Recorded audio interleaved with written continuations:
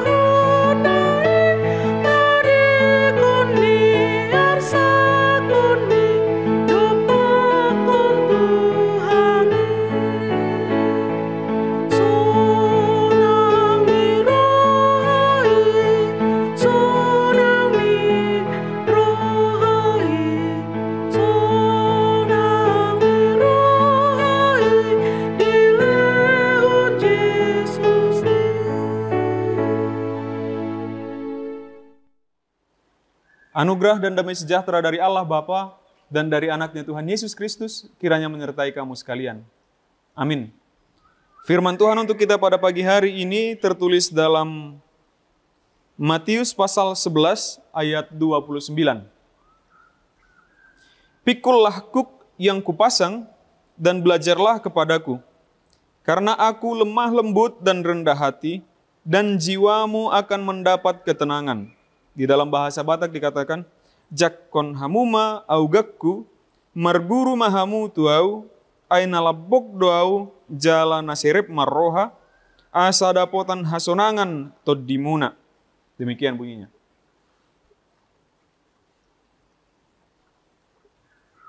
Apa yang terbayang ketika mendengar kata pelayan, Amanginang?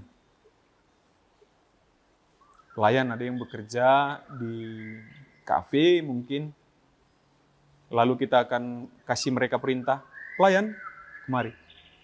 Saya mau pesan ini, saya mau pesan ini, saya mau pesan ini. Jadi pelayan itu ada untuk melayani kita, begitu konsepnya. Entah itu di kafe, entah itu di hotel, atau di mana. Bagaimana dengan gereja? Kita juga pakai kata pelayan untuk pendeta, untuk sintua atau penatua, untuk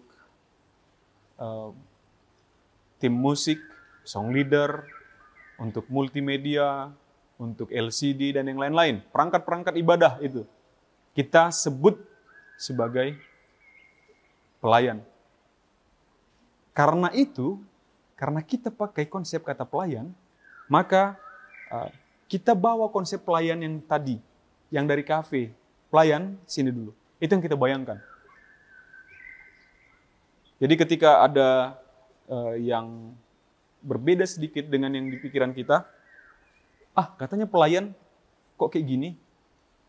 Tapi ingat Amanginang, kalau di gereja, kata pelayan itu harusnya ada sambungannya. Tidak hanya pelayan.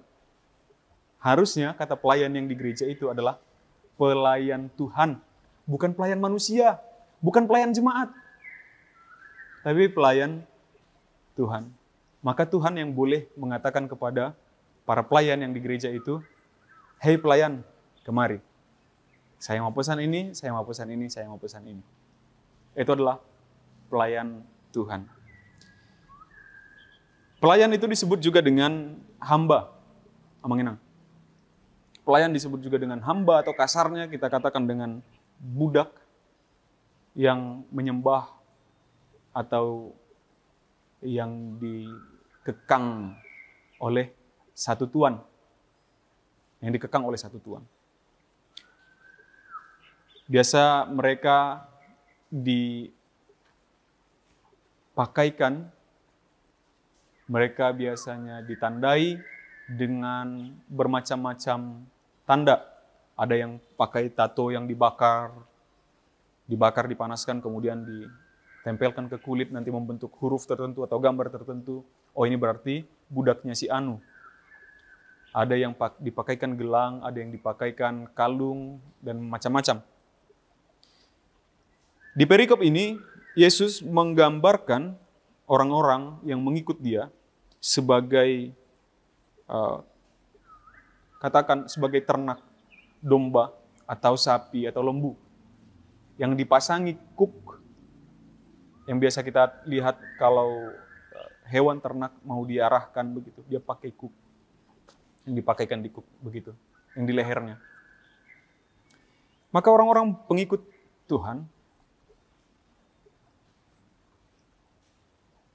mau dimaksudkan adalah menjadi hambanya Tuhan. Maka dia adalah gembala, kita adalah ternaknya. Supaya kita mendengarkan Tuhan. Supaya kita mau diarahkan oleh Tuhan. Dan kuk yang dipasang oleh Tuhan, tanda yang dipasang oleh Yesus begitu, bukan seperti oleh gembala yang lain kepada ternak yang lain. Tetapi Yesus katakan, "Pikulah kuk yang kupasang dan belajarlah padaku, karena aku lemah lembut dan rendah hati, jiwamu akan mendapat ketenangan." Justru ketika kita perbolehkan, ketika kita biarkan, kita beri kesempatan, Yesus yang mengarahkan hidup kita, yang menggembalakan kita, maka di sana terdapat ketenangan. Bukan seperti yang pada yang lain menjadi tertekan karena arahannya, yang lain sesuatu tuannya begitu. Yang menjadi tertekan, yang menjadi berat hati. Tetapi di dalam Yesus, kuknya itu ringan, dia lemah lembut, dan justru ketika kita dipasangi kuk oleh Tuhan, maka kita akan mendapat ketenangan. Justru kita mau diarahkan oleh Tuhan itu, kita mendapatkan ketenangan.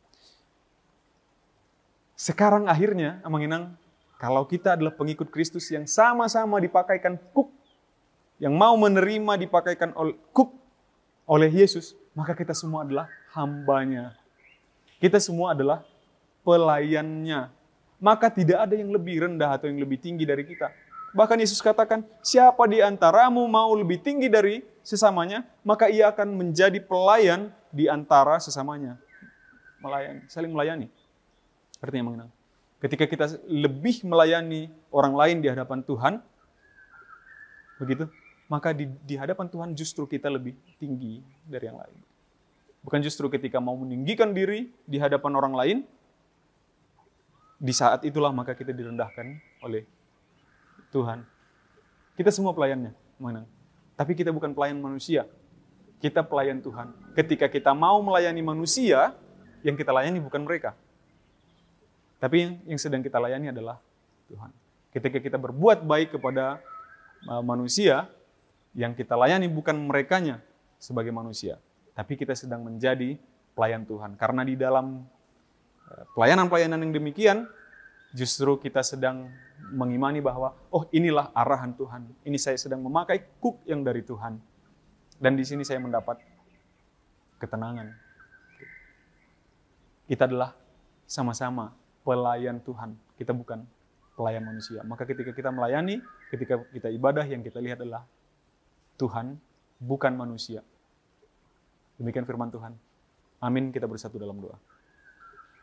Terpujilah Engkau ya Bapa di dalam Anak-Mu Yesus Kristus Tuhan kami. Atas segala anugerah-Mu, penyertaan-Mu di dalam kehidupan kami, sepanjang kehidupan kami, sampai pada saat hari ini. Sebagaimana Tuhan Engkau telah sertai kami pada waktu-waktu yang lalu. Kiranya sepanjang hari ini juga Tuhan kami mohon lindungan-Mu. Kiranya Engkau jagai kami, jauhkan segala mara bahaya. Kiranya kami dapat melayani Engkau di dalam segala aktivitas kami di sepanjang hari ini. Firman-Mu Tuhan yang telah kami dengarkan, kiranya Engkau kuatkan kami untuk dapat melakukannya di dalam aktivitas kami sehari-hari. Terpujilah Engkau ya Bapa, di dalam nama Anak-Mu Yesus Kristus kami berdoa dan mengucap syukur. Amin. Demikian renungan pagi kita untuk hari ini yang mengenang. Sampai jumpa di esok hari. Selamat beraktivitas. Tuhan memberkati. Horas.